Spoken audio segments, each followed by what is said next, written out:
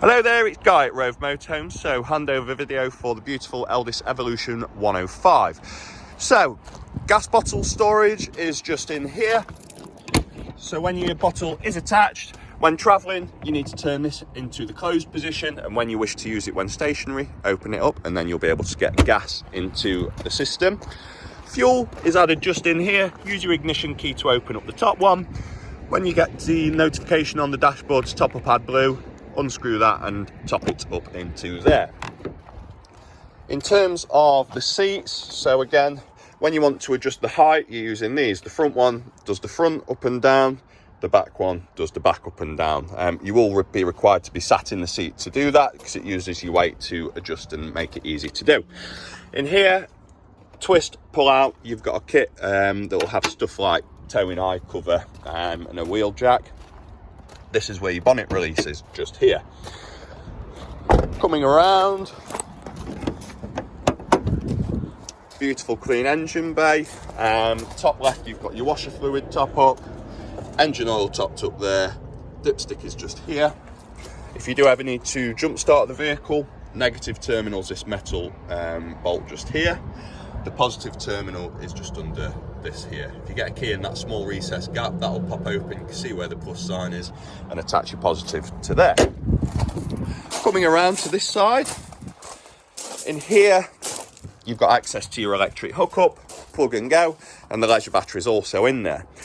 Water and the motorhome. So your fresh water tank is topped up here, habitation key to open, hose pipe in. You can check the water levels inside on the control panel, but again, that's filled up there. When it comes to winterizing the motorhome, you do have 3 key areas which you're required to drain off. That's mainly just to avoid any frozen pipes. If you're not going to be using it for prolonged amounts of times, it's good practice just to get all the water out of the system. Now the blue tap, which is just down here, twist and open, that will drain the water out of that fresh tank. Water that you've already run inside the motorhome through the sink, shower, etc. goes into the waste tank, which again is opened and released just here, like so. The third and final drain off point, that is for the boiler, which is on the inside of the motorhome, which will be a small yellow lever, which I'll show you when we're inside.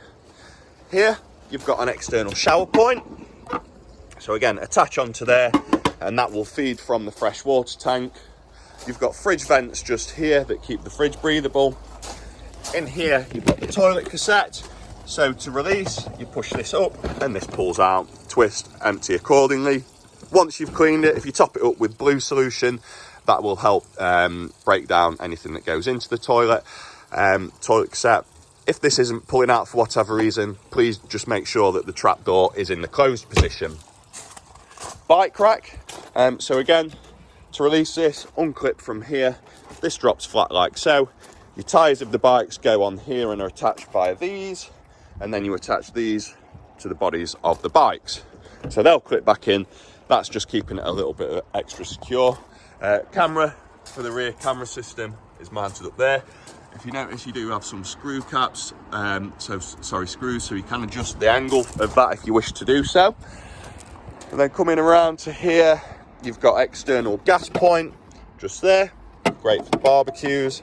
And then up top, you've got your full Dometic wind out canopy. So it's a T-bracket which you insert into here, wind it anti-clockwise. That will come out so far where you can reach the legs on the inside, which will then drop to support it, and then you can get it out to your desired point. One thing to note, the metal legs that come out, which will be bent, they do get straighter as you come out. Just always try and retain that little bit of a kink in them, just to avoid making it hard to get back in. You've got habitation light, which is currently off. Now that's on. In terms of the boiler release valve, I will have to find that in a second. Because like a silly sausage, I've not done that before we've come in, but that'll be straightforward enough shortly. Control panel is just here. If I push and press this button, that will cut off all the lights, all the power, so you won't get anything coming out of any source. So when you're not using it, turn off here. This button, that's for your water pump. You need that on for water to come out of the taps.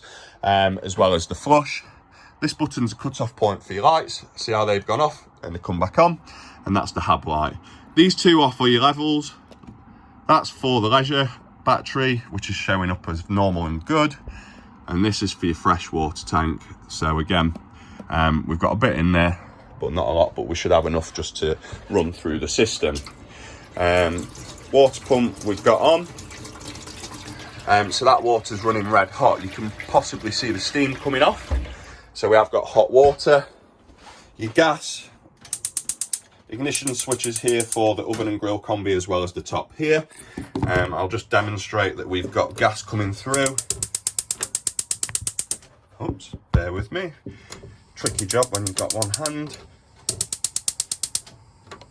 So as you can see, we've got gas coming through the system, nice and easy. Control panel here is for your heating and hot water. Nice and easy, water heater and heating. And basically you can choose to supply this via gas or electric. So if you're off grid, you'll want to use gas. If you've got access to electric hookup, use electric, or you can use the combination of both to get things hot fast. So you press this and it selects, so off. Frost protect during winter, just keeps everything nice and warm in the tanks. And then your squiggly lines are electric, so you've got 1 and 2, 1000 kilowatts, 2000 kilowatts. The more electric gets things hotter faster. The flame is gas only, and then you've got gas and electric, 1000 and 2000 kilowatts. So we're plugged in on electric, so we'll just use our electric and not use any of the gas. And then your heating system, this is the thermostat, all the way up to there is 30 degrees. And then you can come all the way down towards somewhere between 5 and 10. The half moon is like a silent night mode, so it'll keep a little bit of warmth and a low noise. And then again, you've got like a frost protect just there. Same again, if I press these buttons, currently we're on 2000 kilowatts electric. You can go to 3000 kilowatts electric, gas only, gas and electric off, or 1, 2 and 3 electric. So we'll just leave it on electric for now. Nice and simple. You've got individual switches for all the lights as well. In terms of the toilet, the flush is just there. So if I open your trapdoor, which is here, press this like so, and that will flush the toilet. Nice and easy. Obviously we've got water coming out in the bathroom, and you've got a 3-way fridge. So you've got electric for when you're plugged in, gas for when you're off grid. Now when you turn it to the gas, you do require to push this in like so, and push your igniter. You'll hear it start clicking, and then that orange lever just there will gradually find its way into the green. As you can see, it's just doing that gradually now. So electric hookup when you're on site, gas when you're off grid.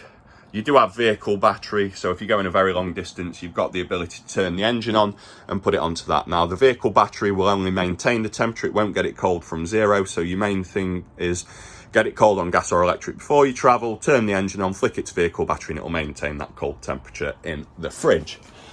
Microwave up here, so there's probably a cut-off switch just there for it, like so. And then that's pretty much the gist of it. When your engine's on, you can get into reverse and see your rear camera. You've got your blinds throughout for privacy. So again, just be delicate with your blinds. Same for the fly screens and blinds throughout the rest of the motorhome.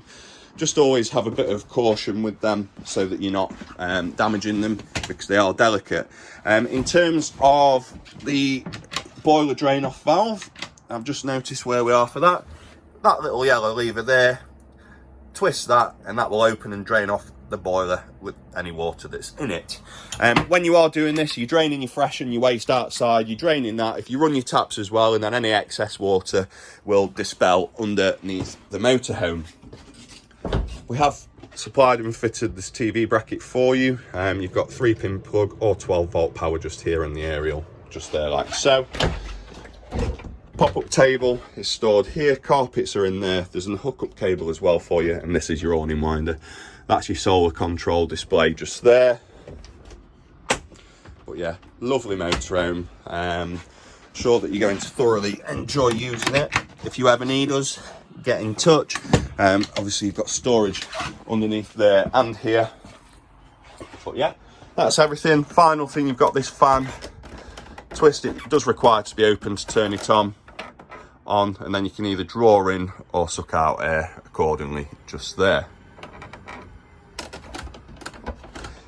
But yeah, hope this video's informative and helpful for you, and yeah, enjoy your motorhome.